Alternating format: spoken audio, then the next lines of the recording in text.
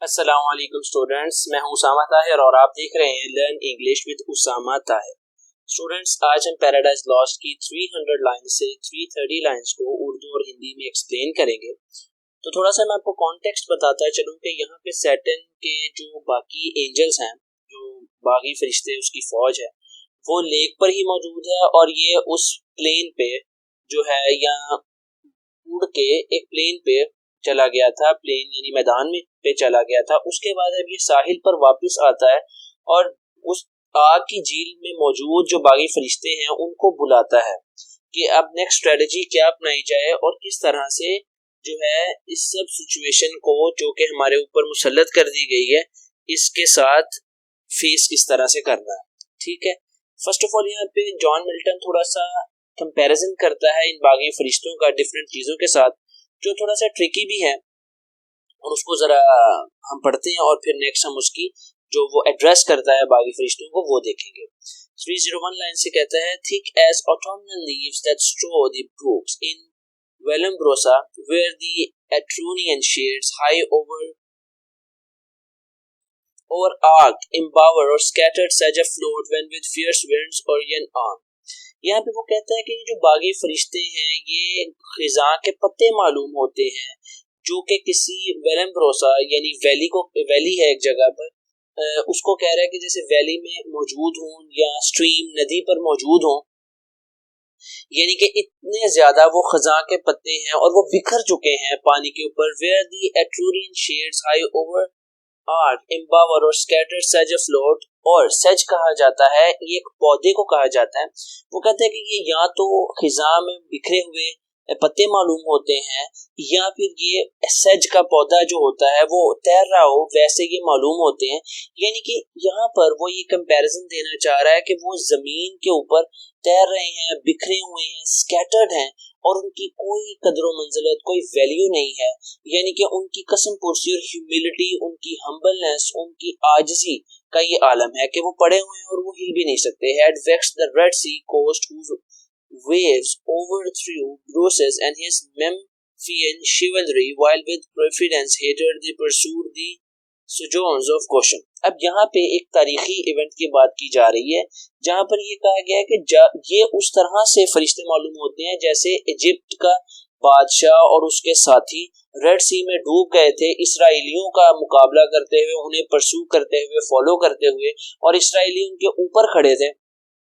यानी कि वो इस टाइम शिकस्त ज़्यादा हारी हुई सिचुएशन में मौजूद है। यही इसमें बात की गई है। लाइंस थोड़ी ट्रिकी हैं, हम इतनी इनकी डेप्थ में जाने की जरूरत भी नहीं समझते, बिकॉज ऐसी लाइंस एक्सप्लेनेशन में बहुत कम आती होती हैं। एग्जामिनर कभी भी ऐसी लाइंस एक्सप्लेनेशन में नहीं देता क्योंकि he does not want you to fail या इस तरह की चीजें बस वो नहीं देते।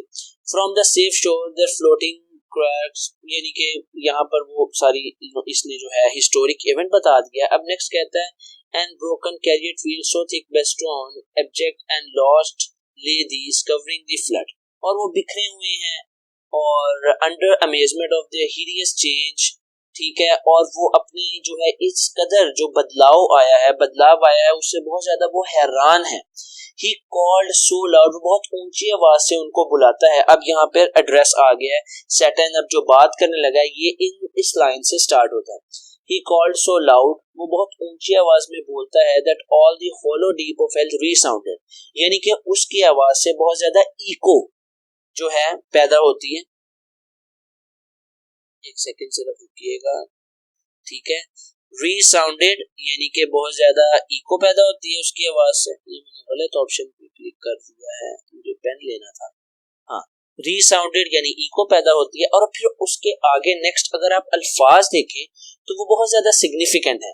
प्रिंसेस, शहजादों, पोटेंटर्स और हुक्मरानों, वॉरियर्स और जंगजू, यानी उनकी ये एक यानी कि सटायर है, एक तंज करने वाली सिचुएशन है कि ओ बादशाह हो, ओ हुक्मरानो, ओ जंगजू, द फ्लावर ऑफ हेवन, जन्नत के जो है फूलो, वंस योर्स नाउ लॉस्ट, ये सब कुछ तुम थे, ये सब कदर मंजिलत तुम लोगों को हासिल थी, नाउ लॉस्ट अब खो चुकी है। बुलाया उसने उसको उनको उसी अंदाज से है, यानी कि उनको एक तरह से उनकी इमोशंस को भड़काने के लिए.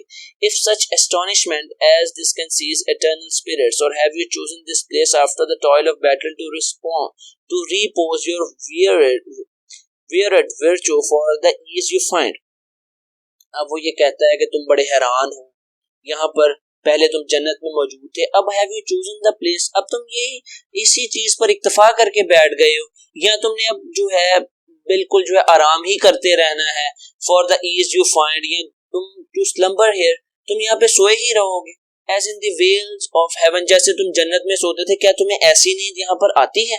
यहाँ पर बेसिकली सैटर्न उनको एक तरह से डांट रहा है कि तुम लोग हिम्मत हार के बैठ गए हो, क्या तुमने ये चूज कर लिया है कि तुमने यहाँ पे बैठे रहना है? क्या तुम्हें यहाँ पर वैसी नींद आ जाती है जैसी जन्नत में आती थी? यानी कि वो ये कहना चाहता है उठो कुछ करो, टू स्लम्बर हियर, क्या सोए रहना है यहाँ, as in the vales of heaven. और in this abject posture have you sworn to adore the conquerors, ये जो तुमने इस तरह का पोस्चर बना लिया है आजिजाना सा, क्या तुमने शिकस्त मांग ली है और खुदा के आगे झुकने का फैसला कर लिया है? टू अडोर, पसंद कर लिया है द कॉन्करर, हराने वाले को, यानी खुदा को. Who now beholds cherub and seraph, और ये जो है बड़े रुतबे के फरिश्तों के नाम है, जिसने उन्हें पकड़ा हुआ है, रोलिंग इन द फ्लड, और तुम जो है इस आग के सैलाब में गुलाटियां खा रहे हो, with scattered arms and in sign still anon, यानी कि तुम शिकस्त ज़दा हालत में मौजूद हो. His swift pursuers from heaven gates discern the advantage and descending tread us down. और अगर तुम इसी तरह पड़े रहे ना, वो कहता है अगर तुम इसी तरह पड़े रहे तो ये जो उसकी फौज है ना हमसे बदला लेने के लिए जो मुशीर हैं, वो इस चीज का बड़ा फायदा उठाएंगे. क्या तुम ये साबित करना चाहते हो कि खुदा ने हमें गिरा दिया है और हमने हार तस्लीम कर ली? Thus drooping or with linked thunderous bolt transfix us to the bottom of this gulf, awake, arise or be forever fallen. ये सिग्निफिकेंट लाइन है कि क्या तुमने अब ये फैसला कर लिया कि तुमने जो उसने तुम्हारे साथ सुलूक किया है, तुम उस पे जो है सरेंडर कर रहे हो, हार रहे हो और तुम हार तस्लीम कर रहे हो, या तुमने जो है अवेक, अराइज और बी फॉर एवर फॉलन, उठना है या नहीं, या बस यहीं पे पड़े रहना है और शिकस्त तस्लीम कर लेनी है. ये उसका एड्रेस है बेसिकली जो वो अपने बागी फरिश्तों को देता है, और बस यही है. और आपके माइंड में कोई भी क्वेश्चन हो तो जरूर पूछिएगा. Thank you. Allah Hafiz.